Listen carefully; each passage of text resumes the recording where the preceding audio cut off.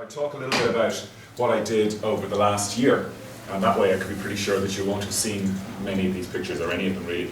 So there were three things that I thought I'd pick up on. One is last April I did I got contacted by a commercial photographer who was doing stuff for the Paralympics, and he wanted an underwater shot for the Paralympic swim team, and he said he wanted to borrow my camera, and I said that's grand, we go ahead and we do that.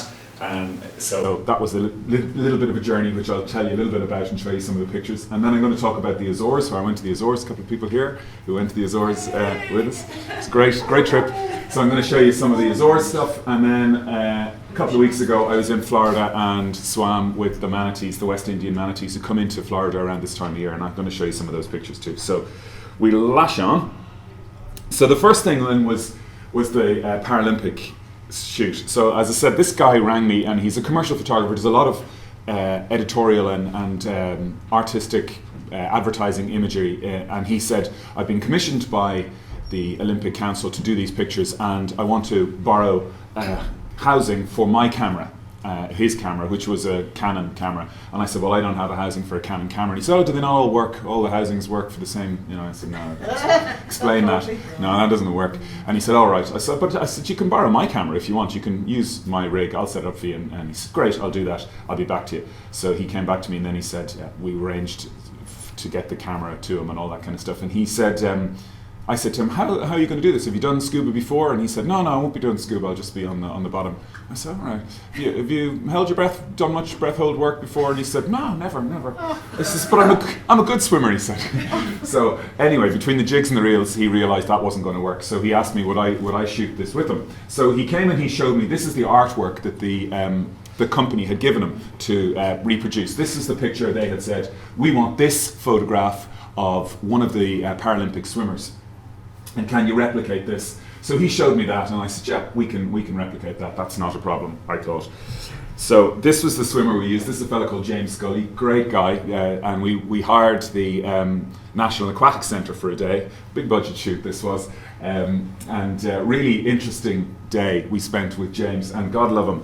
He turned up with his manager, and we had him ploughing up and down the pool all day, taking pictures of him, and he was game for it now, in fairness to him. So it was a big production event. So there was me, there was a topside photographer, that guy, there was multiple assistants, there was an art director, there was the pool manager, there was some guy who's in charge of insurance, and there was a whole clatter load of us. But we had these boom lights rigged up, and we had this pool which has a floating bottom on it, so we could higher or lower the bottom depending on what depth we needed to be at. We had these lane markers here, which was very important that these be red. That was one of the stipulations from the director. And we had these goggles. What they wanted was silvering on the goggles. So that was really important, that we didn't have eye contact with the photographer, but we had silvering of the goggles. And the other thing they did was they were very keen on, if you took 5 or 6 pictures, they wanted to see what you shot. They were on a tight timeline, so they needed to be in and out of the pool. I think we had it for maybe 3 hours, and they needed to make sure you were getting the pictures. So after every 5 or 6 pictures, the art director and a couple of the guys, the computer technician was there as well, and they'd gather around, they'd look at the images and make sure that you had what you needed. So that didn't really work underwater, because I was kind of saying, once I'm on the bottom of the pool, I'm not coming back every 5 or 6 pictures. We're going to shoot for 40 or 50 frames, and then we'll have a look. So they were a bit freaked out about that, because they liked a lot of control. But what was clear was what we were going to have to do was, we rigged these lights out over the pool, over the lane. I was going to be about here, the swimmer was going to be about here, coming up this lane, and I was to try and get this light flashing behind him, which meant that I had to trigger that flash somehow. So I didn't want any light on the swimmer itself. I didn't want to put any light on the swimmer itself, which meant I had one flash on my camera, which was pointing backwards, which meant it was pointing out this way. And there was another flash over here on a big boom over here, and then that fired a flash across this one, and we had a slave sensor here which fired that one. In theory, that worked a treat. So that's what it looked like when I was on the bottom of the pool looking back up above me. There was this strobe here which would pick up my flash and fire over to the other one, which would fire down. So that was the theory. So this was the way it would work. I would be on the bottom of the pool. We did some test shots and you could see that the flash was firing, and that was kind of okay. It looked fairly grim. I didn't like this here, so we had to move everything across a little bit more to get more space. And then we tried the first picture, and I took that and I thought, oh God, this is going to be awful. I thought this looked dreadful. No silvering on the face. Really, we needed James breathing out. We wanted streaming bubbles coming out his nose. It needed to be further away as well, because that was too close. Couldn't have any part of his body coming out, the hand out of the frame. We needed his arm outstretched, because that was the line of the picture, etc. So we really needed to work at it. The other problem we had was lining him up when we had the arm outstretched and the bubbles coming out the nose, but making sure that that all happened between me and the flash. That didn't work all the time. Sometimes it was a little bit before. Sometimes again we didn't quite get it, but we got the silvering of the bubbles, the eyes, but we'd no bubbles coming out, so we spent ages doing this kind of stuff. Sometimes the flash didn't fire, or it did, but it was back here and you couldn't really get the effect. But then this was the shot after. This was frame 167, and I knew when I shot frame 167 that was the picture. I just looked at it in the back of the camera, because really I got a shot of maybe taking 2 or 3 frames before James was out of the frame. And then he had to turn around, swim back down and swim way out here, let the water calm down a little bit so it wasn't too splashy, and then come back up again. But frame 167 was the shot in my mind. Nigel, did you have to try and keep your bubbles in out of it as well? Yeah. Or was that Yeah. problem? Yeah. No, that wasn't really a problem, because I was kind of shooting across. But so after that particular piece, I handed out the camera and I said it's frame 167. Now, we all went into a little room then, we dried off the camera. Every 20 minutes or so we got out, dried off the camera, opened up the camera, took out the pictures, gave them the cards, downloaded the cards. I'd set the camera back up again, get ready to go in. They would review with the art director, etc. They'd review the images. And I kept saying, it's frame 167, it's frame 167. And it was actually frame 167. And what they did with frame 167 was they took it away to London. They took maybe 20 frames and they took them to London. They used a professional retoucher to retouch it. So what did he do? He straightened, if we go back, he straightened the curve. The wide angle lens curves the lanes. He straightened those. He didn't like this area of water here. So he cloned some of this texture onto this up here. He couldn't see the definition of the ribs and the muscles, so he brought the contrast up and he did that. And he generally made the image much more contrasty. And that's what he looked like. Wow. So he straightened all those lines, cloned in texture up here, brought in color, etc. But I think it was a really fascinating day to see what we actually started off with and what we ended up with. And really interesting to see how those guys operate and the world they live in terms of, trying to get an image, a final image. I've no idea whatever happened to the picture.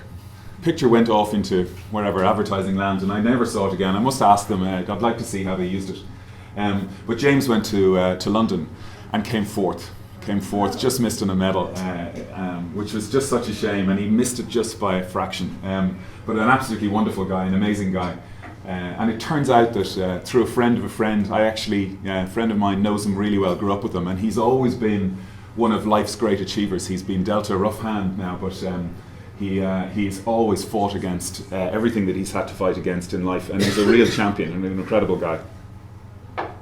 So that was a little bit of the Paralympics in April. And then in late August, early September, we went to the Azores.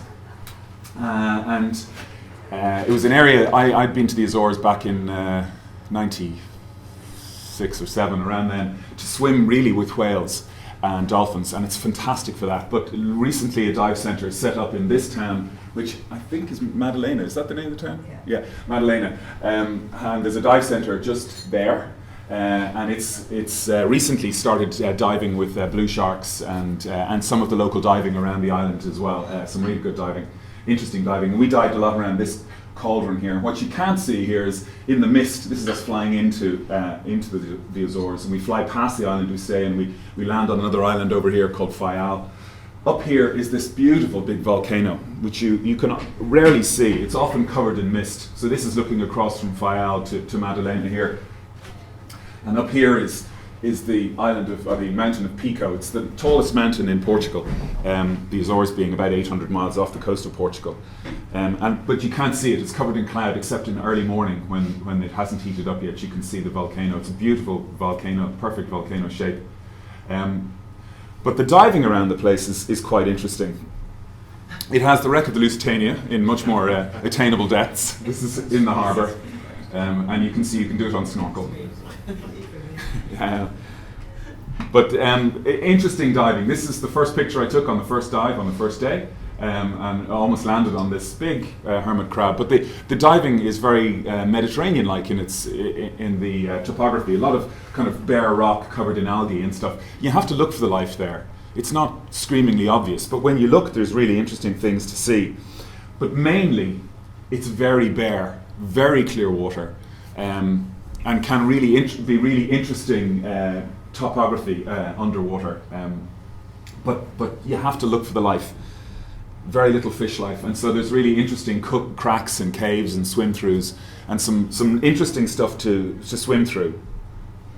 And you can see these fissures, and you can see very clearly the volcanic formations, and the way the rock it has just come out of the ground. Really, you can see pillow lava, and you can see boulders that have, big balls of molten lava that have come out of the volcano and dropped into the water, cooled, and formed perfectly round spherical boulders. So you can really see volcan action here, just lying on the seabed. But there's some interesting stuff to see. Lots of more eels in the cracks, and lots of small little scorpion fish. These are probably the most colourful things you'll see on the reef. These small little scorpion fish, related to the lionfish, but quite a distant relative. But I have a fascination for comb jellies and jellyfish in general, and there's some really interesting stuff there because you're right out in the middle of the Atlantic, so you'll see all the stuff, all the oceanic drifters that are going through there, and they're big and they're really interesting things, highly evolved, and very similar to the ones we have here, but much bigger. So I really liked those. So from a photographic perspective, these things are great to photograph. A bit of a challenge because they just blend into the water, and they're so susceptible to your bubbles. When you swim up beside them, if you exhale, the thing is just gone, and it's very hard to find it again. But there's amazing structures inside them, and you can see the little cilia running along here, the edges of them. That's how they propel through the water. This is another one, a really much more evolved and elaborate one. And you can see the way it reflects the light, the cilia reflect the light. Beautiful. And this one had little tentacles, which was manipulating through the water, and I don't know what kind of muscular movement it had, but it certainly looked like it was inflating these kind of sacs, and it was picking up currents and being able to orientate itself as a result of that.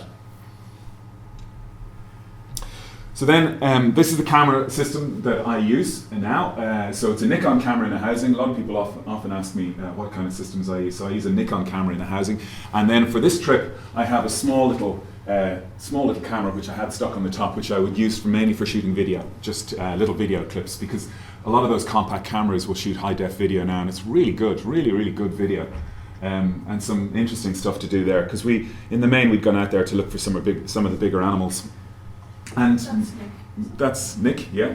And so Nick had a GoPro attached to the top of his camera. It's the same principle. He would use a GoPro, one of these guys here, attached to the top of his camera for shooting video as well. And more people are doing that now, and it's a really interesting way to shoot video. John Collins was with us too, and he had the same thing. He had a Canon stuck on the top of his housing. So I think more and more you're going to see people mixing video with stills and trying to make something interesting out of that. And if actually we had Brian arranged for one of the guys from the Irish Times to come and give us a talk recently, Alan Betson, and he said more and more now he has challenged his photographers and the Irish Times photographers in general to actually, when they go to a shoot, to come up with a small little video clip to look at the experiences of whatever they photographed on the day. And so they run still pictures and video together. It's a really difficult thing to do because they require different mindsets and a completely different way of shooting to shoot video. I certainly haven't done it successfully yet. So clearly that's wrong, because I was standing on one when I took the picture.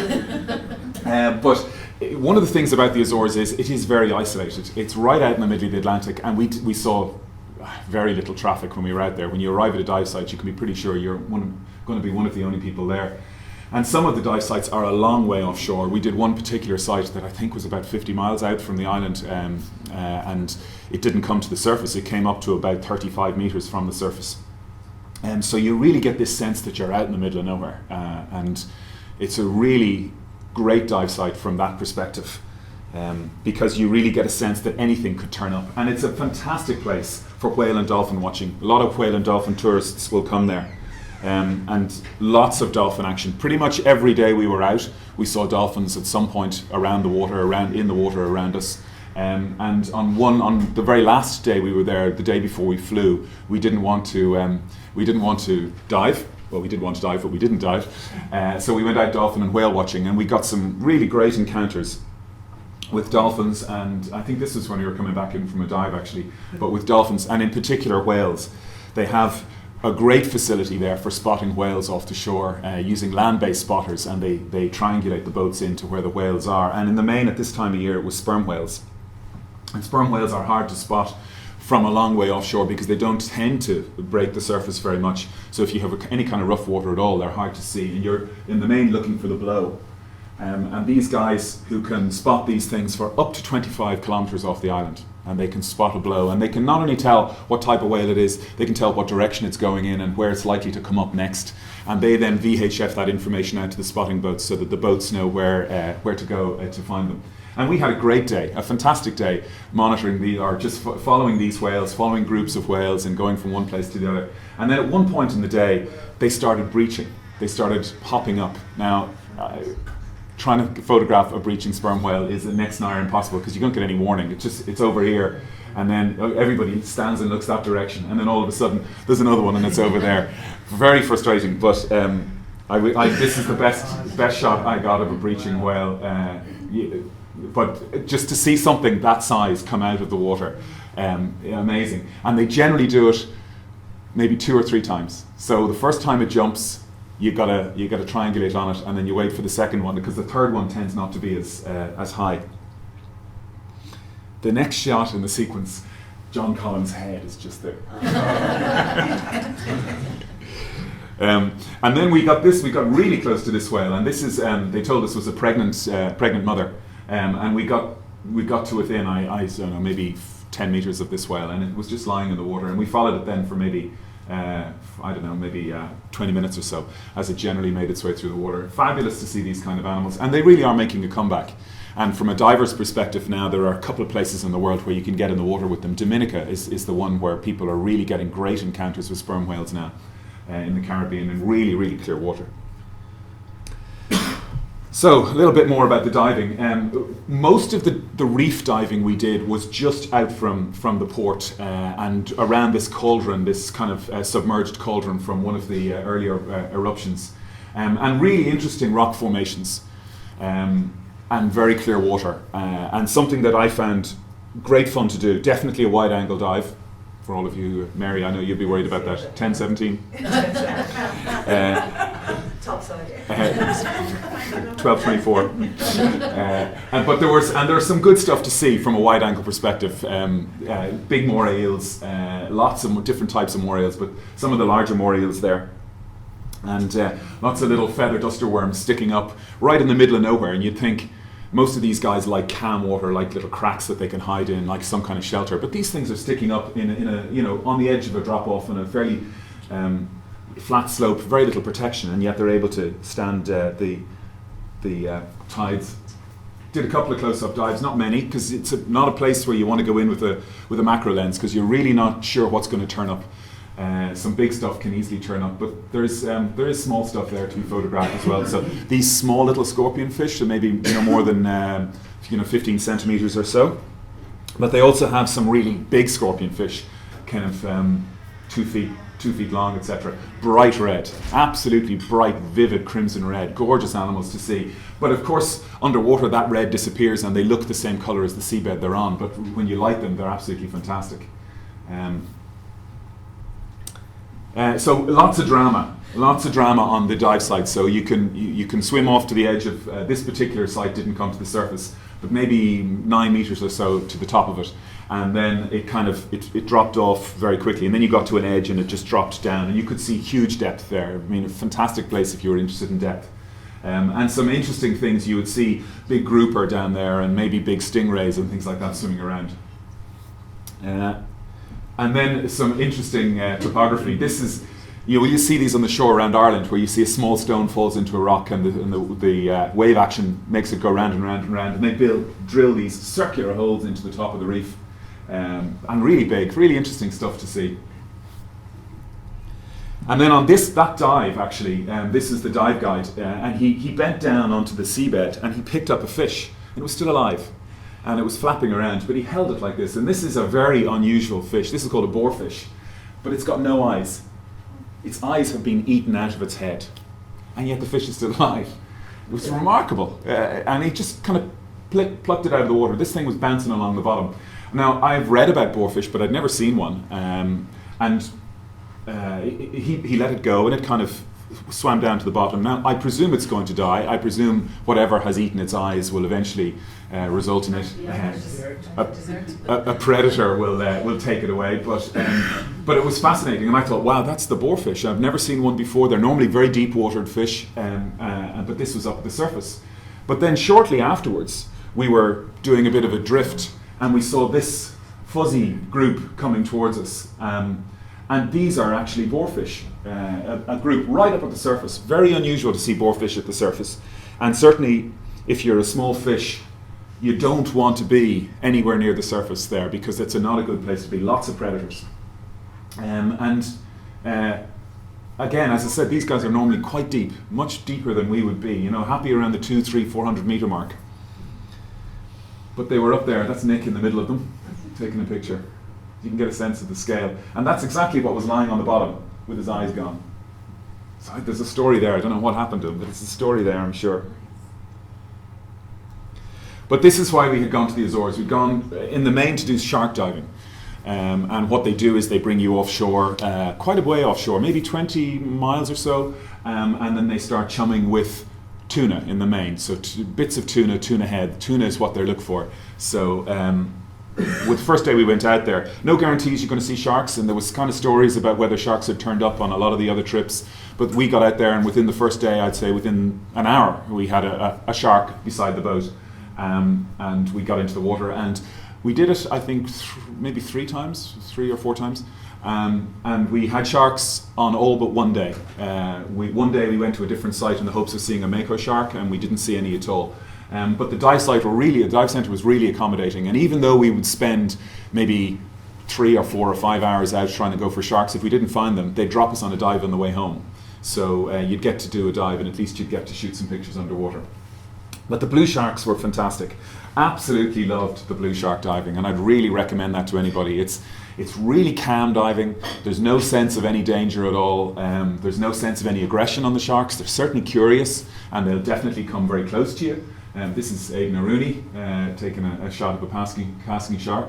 So the model was that you basically were in, I don't know, 3,000 feet of water, 1,500 feet of water. It's too deep to, if you drop anything, it's gone, But they would drop 2 lines off the boat, and you lined up and you held onto the line. And you needed the line as some kind of visual reference, because it's really easy to drop down too deep. And the idea here is that you want to spend as long in the water as possible. So you don't want to go deep. You want to spend your time in less than 10 meters so that you can spend 3 hours in the water if you want to. And so we all lined up on the ropes, and the sharks would come in. There'd be fish heads dangling off the boat. And they would come close enough for some really interesting passes. And you can get to see the beauty of a blue shark really nicely there. You get to see why it's a blue shark, and you get to see these huge pelagic fins that allow it, glide through the ocean. And of course, that's what's making these things so rare. These are 95% gone out of the Atlantic now because of the commercial value of these fins, and they're being massively hauled out of the ocean. There's a guy called Tom Doyle who a couple of years ago tagged some blue sharks, and I spent a day photographing that process with him. And those sharks that he tagged off Cork, off Kinsale, not far off the Lusitania actually, pretty much above the Lusitania was where we caught the sharks and tagged them. Those sharks then went down to Madeira, And he's still following some of the other sharks that he's tagged. I got a mail from him recently. There's a poor beagle that was recently tagged. It's on its way back. I don't know, some of you may have seen that on Facebook. It had gone down to Madeira and it's on its way back. It's off Kerry now. It's on its way back to Ireland for the summer season. But these are the sharks that, when he tagged them off Ireland, he had no confidence that they were going to make it. Absolutely none. He wasn't sure that these were going. They knew it would go south. They knew they'd migrate south. But the amount of longlining that's being done in the Bay of Biscay at the moment means that they had a very slim chance of making it down into these waters, and a very slim chance of making it back. But the ones that he tagged did, and this is where they'll end up, at this kind of area. Beautiful animals, and a lot of them have pilot fish. I remember when I was there in the late 90s. We got in the water to swim with whales, and the whales swam under us and went on, and we were miles out in the middle of nowhere in the big blue, and the boat had gone off to pick up other people that it had dropped, and the boat was, I don't know, a mile away, and we were waiting for it to come back, bobbing around in the ocean, and these guys turned up out of the blue and started, and they freaked us out. We were out in the middle of the ocean going, what were these guys with a minute ago, you know, why are they here now? But a lot of the blue sharks have pilot fish with them, and some of them have clearly come against longliners. A lot of them have marks around their jaw where they've brushed up against a longline situation and have managed to survive it somehow. Not an easy thing for them to do, but you can really see the herringbone musculature down the length of the body. Great animals. So after you'd taken single portraits, the idea was to try and get more than one in the frame, and the pilot fish. Great eyes, haven't they? Beautiful eyes, yeah, beautiful eyes, and they look like they're black. You know, they look like they're black, but actually, when you get close, I have another shot later on actually, and you can see that there is a pupil in there, and there's a lot of activity going on, and they are looking at you as they're swimming past. And they've little sharp, pointy, fish-eating teeth. These aren't dangerous animals. You know, they have bitten people in the past, but by mistake in the main, and it's going to hurt, but it's not going to kill you. So, not a dangerous animal to be in the water with. I always think this shot looks like a Muppet. Do you know the Muppet, the guy Beaker, was it?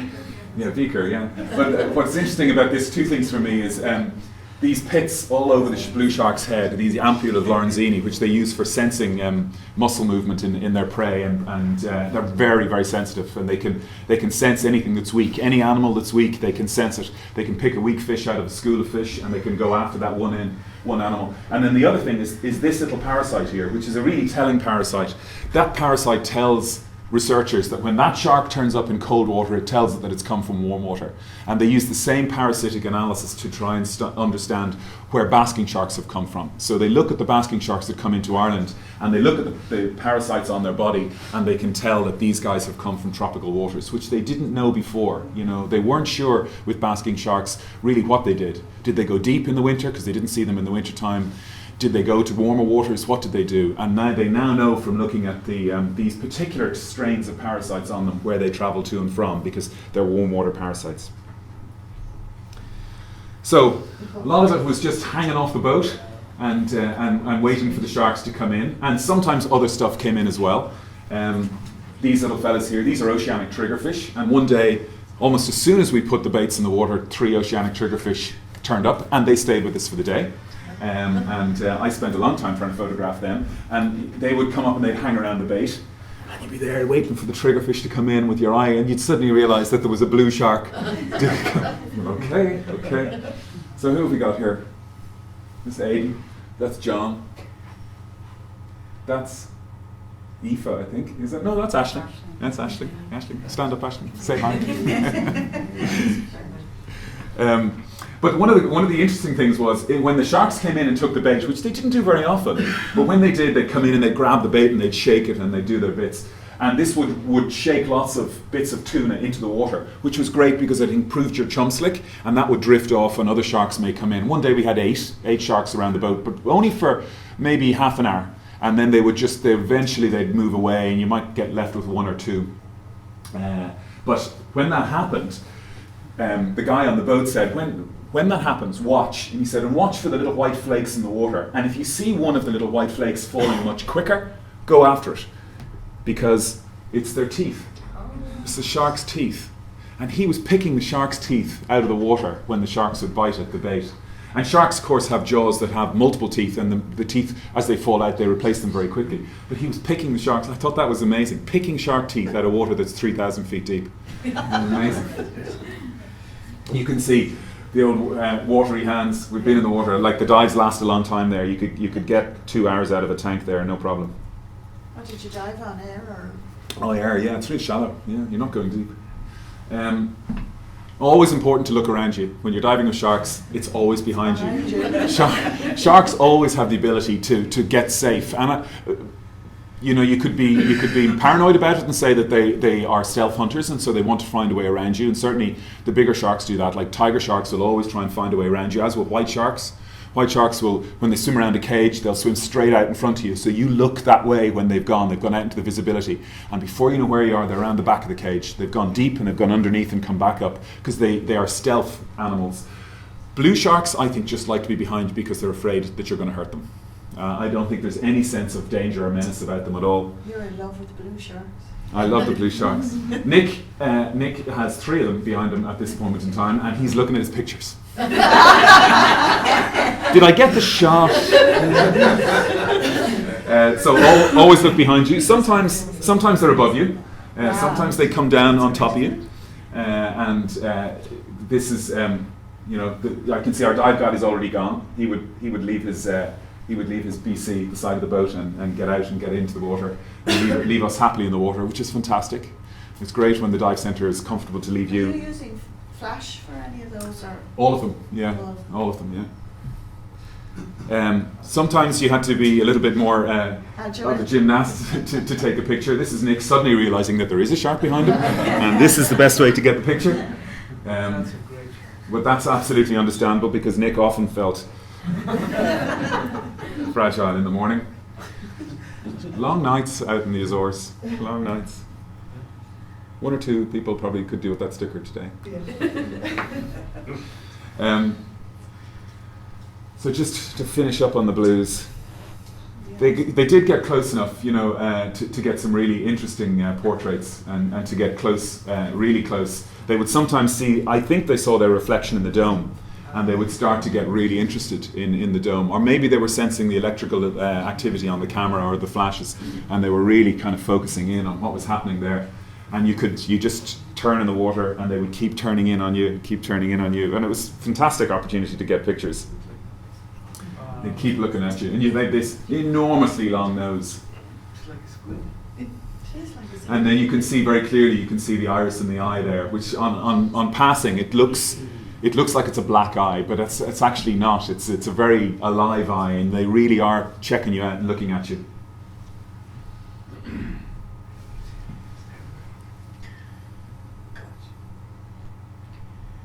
So this is an interesting one. At one point, a piece of the bait fell away from the line and was just drifting through the water. So I drifted along with it, waiting for a shark to find it. And they find it amazingly quickly. So the shark came in, and I could see it coming towards the bait. So I just hit the motor drive on the camera, and you can see. Oh my God.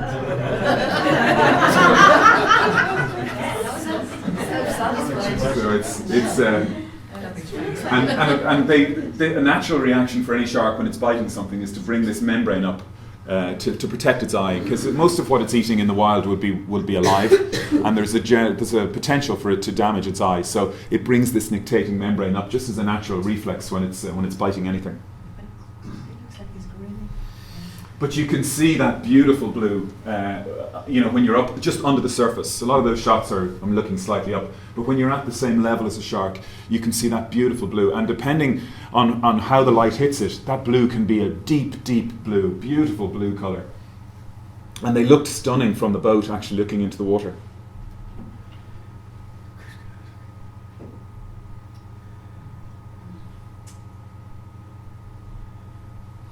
And always tempted when you got out of the water just to have that last look at them before you got out.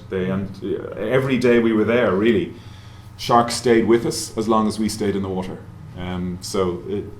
They really are kind of interested in what's going on, and they must associate these boats now with the potential for food, because as long as we were there, they were there. Fascinating, beautiful.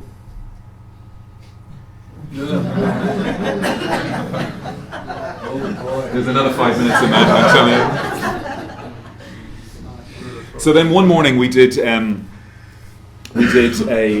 very early start. We were up in the dark, and we were going to a site called Princess Alice, which is a seamount 50 miles out south of the island. So a pre-dawn start, and again before the clouds have formed on the volcano. Stars are still up, and we loaded the boat, and it's just pretty much southwest of the island, and you keep going, and eventually you get to a place where they dropped a line onto the seabed, and that seabed the top of it is at 35 metres, they told us, but it's hard to anchor into the very top of that line. Certainly when we went down the line, as we all did, barreled on down the line, we got to 42 metres and stopped. There was no sign at the bottom. We could just maybe see something way down, and so clearly we were in a lot deeper water than we had intended. But the reason they go to this site is because pelagic animals come into the seamount, so there's a good chance you're going to see something interesting. But in particular, it's a great spot for mobula ray, and they seem to be there constantly. They seem to always be there, to the extent that they would make this journey because they're pretty confident you're going to see them. They wouldn't do that if it was a 50% success rate, because it burns a lot of diesel to get out there. That's not quite so deep, sure it isn't. That's right under the surface. So where we were at 40 metres on the line, and I looked up, and 40 metres behind us there was a group of mobula ray.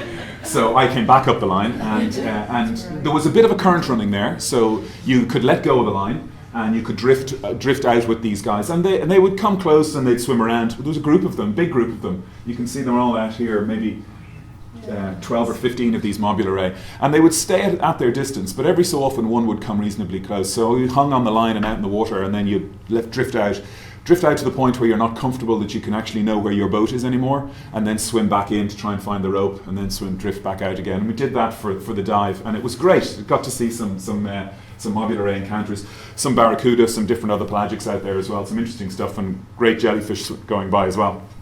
But actually then we had a kind of a 3-hour interval, and then we went back in for another dive. But during that 3-hour interval, I snorkeled for that time, and that's when I got the closest to these animals. So if you do ever go there, I would really recommend that you snorkel dive with them, because they seem to be a lot less freaked out by a snorkel diver, free diver, than they were by scuba. And on one particular snorkel, one came right up to right beside me, just flapped on the surface right beside me.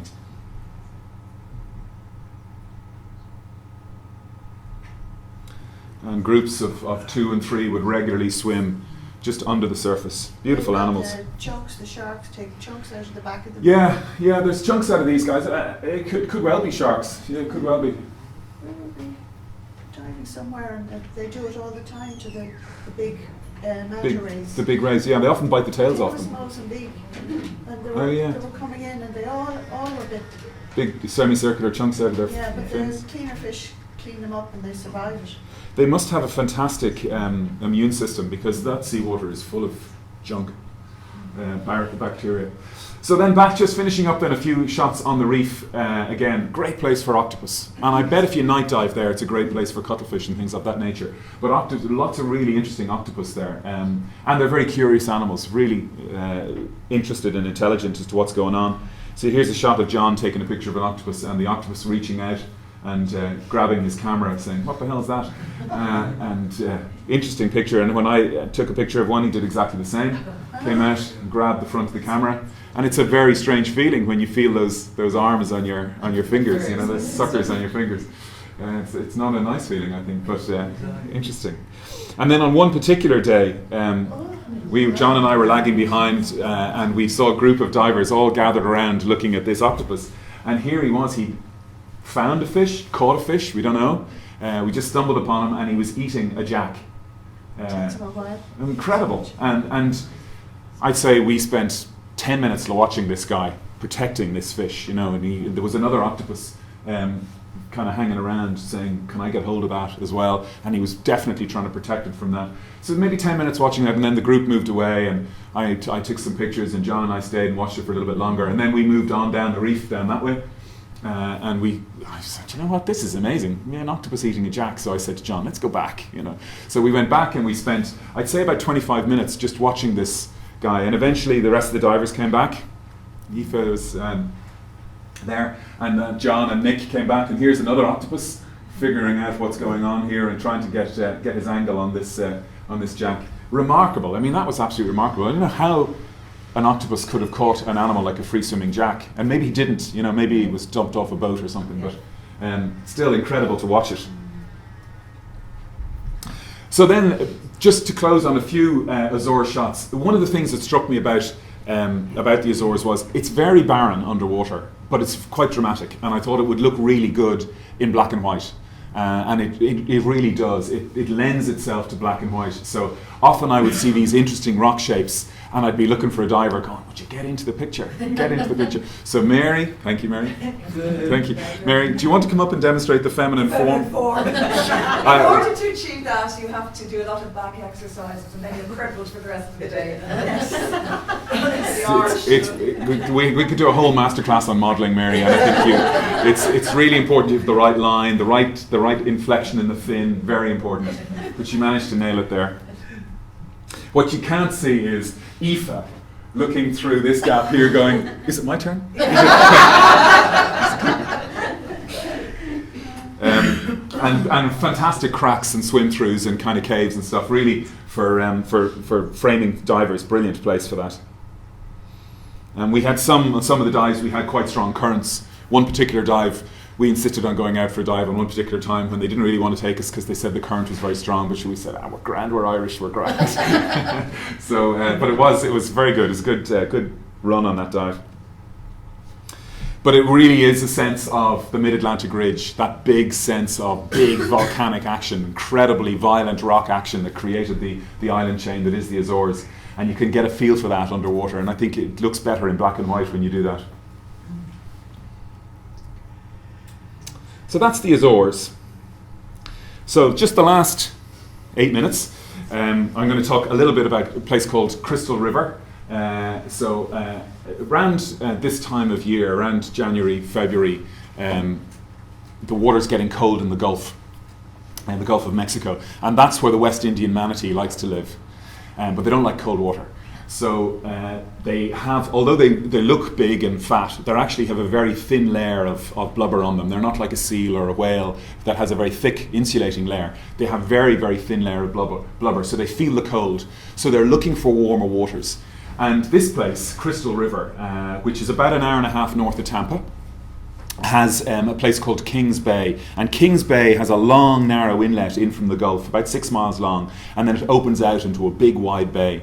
And the bay is fed at the back by underground springs, and those underground springs are pumping crystal clear water out of the ground, but it's at a constant 76 degrees. And the manatees found this out many thousands of years ago, and at this time of year barrel into Kings Bay because the water's slightly warmer, and they stay there. So which is fantastic, because it means you're going to a place where you can be pretty sure you're going to see them, and particularly if it's cold. So this year I went there a couple of weeks ago. I was in the States with work, and when we finished, I drove down to Florida, long drive. At one point I was on a straight road, and the sat-nav told me it was 235 miles to my next turn, which is soul destroying when you're doing that. But anyway, got to Crystal River, and it's a spot that has really twigged that manatees are business. People want to see manatees. People love manatees. Crystal River that's the main drag, so you can see it's not a big place. And these are the guys I used, Birds Underwater. Really cooperative people, really great people. Run by in Maine, it looks like they're all retirees. But they have a passion for manatees, and anybody who shows any kind of an interest in a manatee, they really want you to see them, and they bend over backwards to see them. So I went there a year ago and then went back this year, and they recognized me as soon as I walked in the door. You're the Irish guy. And the Irish guy then was taken to the good sites for the manatees from a photographic perspective, which was fantastic. So I heartily recommend using these guys if you ever want to do this. And this is their operations right on the river. On the bay, and they use these. All of the bay is filled with these kind of little pontoon boats, and you can see manatee snorkel tours, etc. And they have these really interesting clear canoes So you can go out in a clear canoe and you can look through the floor of the canoe at what you're canoeing under. It's a great idea. And then there's a little bar up here and eatery that you can sit out overlooking the bay, which is a great thing to do in January and February. It's fantastic. But the whole town is rigged up around manatees. So they really know what they're doing in Crystal River. They love their manatees. Everything is manatee, manatee, manatee. You can have your own personalised manatee mailbox. And this is even outside the mall, if you can call it a mall, but there's a mall there. It's a mall in every town in America. And they have their mall there, and they know their manatees out there. And so from a boating perspective, they police this thing incredibly well. They know, they have a real sense of their responsibility for the manatee. They know that like a significant proportion of the world's population of the West Indian manatee will come through their water. And they are absolutely fixated on ensuring that those manatees aren't damaged in any way at all. So there's lots of signs up everywhere from a boating perspective to say, look, you're in a dangerous area here for these guys, so just be careful. Oh, that's great. That's so nice. And so even at sea, they have these signs up. Very strict speed limits for boats, and anybody who does any kind of speed at all, anybody who's throwing up any kind of a wake at all, will be stopped within meters of them trying to start that process. And so one of the things they have there, in certain parts, they have these long seagrass beds, and that's what the manatees like to eat. They love vegetation, and any vegetation is what they eat. So what was amazing for me was, when I first got there, was this is right in the middle of a residential area. So you're talking about the equivalent of a panda, but it's right in the middle of a residential area. So you come up these canals that in the main have been man-made, or certainly supported by man. And you have all of these houses, and they've made these canals into this swamp area, and they've made as much waterfront as possible. So there's zigzags of canals around the place so that you can buy houses that have a jetty or a dock. And a lot of the houses there do. And everybody has a boat, and everybody has some kind of little dock at their end of their garden. But there's these signs here, which you can't see, are manatee, warning you that there are manatees in the area. And there are manatees all over here.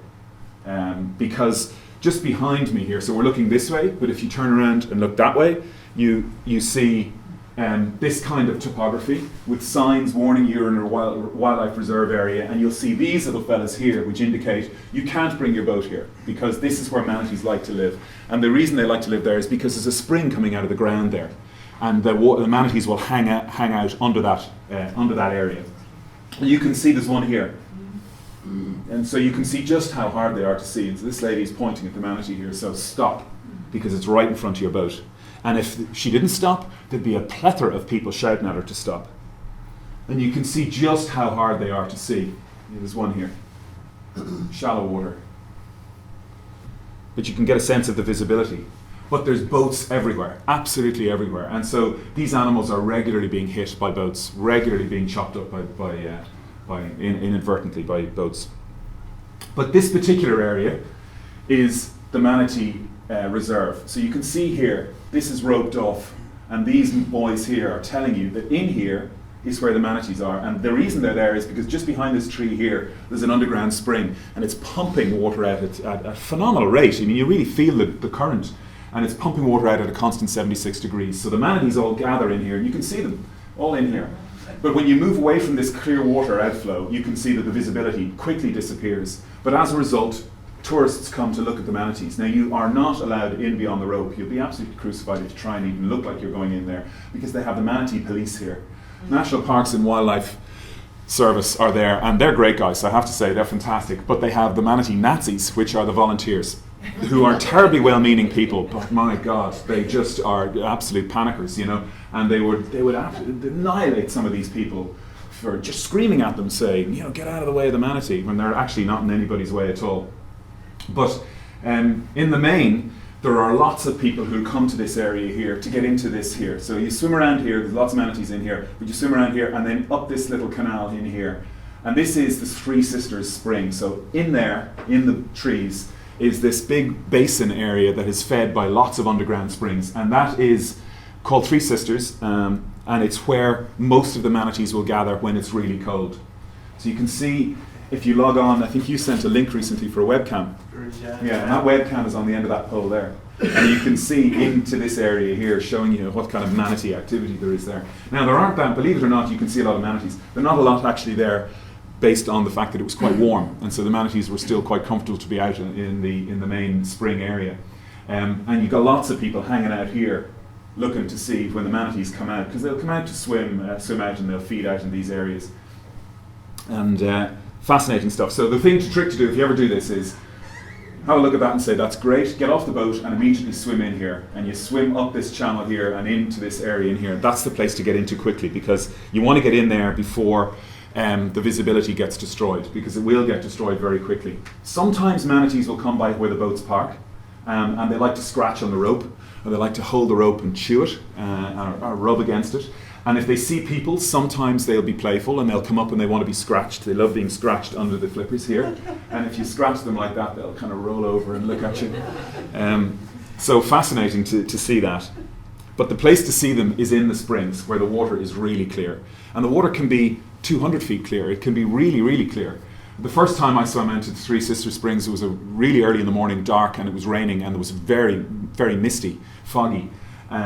And when I swam into the spring, I could see further underwater than I could see above the water, which is kind of amazing. Within an hour or two, that had all burned away, and it was really bright and sunny. But this year, when I went there was this school of fish, which wasn't there last year, in this area here. And this is where there's a major flow of water coming out the bottom here. And often you'll see manatees around the edge. You're not allowed under the water there at all. So if you look like you're about to duck dive, you will have, sir, can you stay on the surface? And if you don't, it'll be, sir, can you get into the boat? And here's a $10,000 fine for messing with the manatees.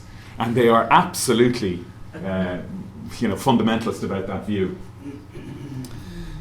But sometimes you can get in early in the morning, get in around 7, 8 o'clock in the morning, and you can see these manatees gathering in big groups, and they just lie on the seabed and essentially sleep. They do a lot of farting. So there's, those of you with sensitive nature, don't go there, we can recommend it. But every so often one will leave that group and will come up and will interact with people, with the tourists, and some of them are very interactive. This was a youngish one. They have these growths on their back of algae which protect them from the sun, and you can see they love scratching on stuff, and scratching under here is what they love doing. They're beautiful animals to see, and they'll sit there and look at you. So ugly they're cute, if you get the idea. And so I was just photographing this group here, and you can see that this one has something around its tail. And you can get a sense of the clarity of the water here, and the manatees are dotted around. The tourists are starting to arrive here. Not a good sign. Still on the surface there. All on the Just put surface, your camera down, is that what Yeah, you- a lot of the time I'm holding the camera down like this. Yeah. You're not looking through the viewfinder. But this one here has been injured, and he's been helped back to health, and now he's got a satellite tag on him so they can track to see where he goes. And you'll see other stuff in there. This is an alligator snapping turtle. In a previous life, I had a job collecting golf balls out of the water hazards in golf courses in Atlanta and Georgia. And I get paid by the golf ball. You get into the water and you could not see anything. So I had a little bag with a tube on the end, and you'd just be groping around on the bed at bottom trying to find golf balls and putting them into this. And I did that for a day. Really well paid.